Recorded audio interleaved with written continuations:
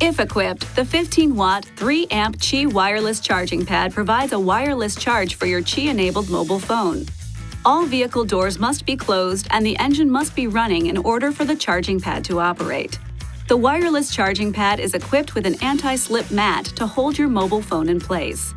Simply set the phone on the pad with the screen facing upward. The LED indicator light on the charging pad will let you know the phone is charging. A blue light indicates the device is detected and is charging. Having multiple applications open on the phone while charging will reduce charging efficiency and may even shut down an application that is currently running. The phone may shut down for a brief period of time if the phone starts to overheat. Your phone may have a feature to protect it from overheating, which could also affect the rate of charge. If your phone is not equipped for Qi wireless charging, you can purchase an aftermarket sleeve or specialized backplate from your mobile phone provider or from an electronics retailer. Please see your phone's owner's manual for more information.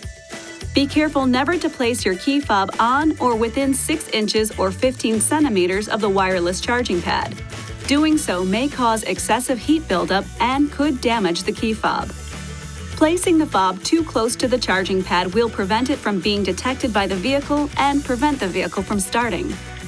This video is not intended to take the place of your owner's manual. For complete details and other important safety information, please see your owner's information.